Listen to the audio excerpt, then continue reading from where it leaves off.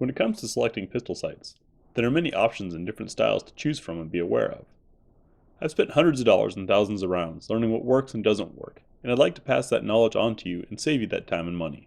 In this video, I'll show you different pistol sights and discuss what I like and don't like about them, what they'd be good for, and when they'd be a disadvantage. Beyond choosing between factory, night sights, fiber optic tritium, etc., you should also be aware that although the sights are sights, what may give you an advantage on the range may cost you in a defensive situation.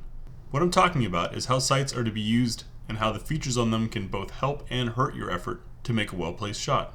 Assuming your sights were properly installed, a perfect shot is with your eye focused on the front sight, seeing the front and rear sight aligned vertically and horizontally. This means that the front sight is centered in the gap of the rear sight, and the top edges of the front and rear sights are level. Did you notice that I said the top edges of the sights and not the dots? The dots are there to help you acquire a sight picture quickly, but the rounded edges actually make an accurate sight alignment more difficult. Don't discard them. They're great for making a snap sight picture and torching off a round quickly with more accuracy than simple point shooting. So even if you already knew this, what's the big deal?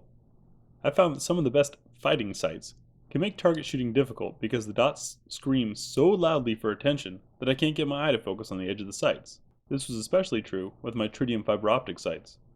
They're incredibly bright and make for lightning fast shots at close range, but at farther distances or smaller targets, they're a nightmare. Traditional night sights with haze dot edges are a better compromise between defensive speed shooting and accuracy. Old school irons are probably the best when it comes to target shooting, but don't offer much assistance in low light situations. A fiber optic front sight can glow nice and brightly in daylight, but will do little for you in low lights. So is there anything else to consider? Like it or not, the answer is yes. The size of the sights also impacts how well your eye grabs them, not just height, but also the breadth of the front sight in comparison to the rear, and the depth of the rear sight as well. A broader front sight and wider rear gap is easy to acquire, but will be hard to find on a small target. The narrow sights are just the opposite.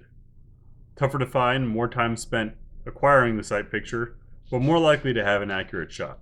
I hope this gave you some things to think about when selecting pistol sights. Like, subscribe, share, and post in comments or questions you have. I'll see you next week.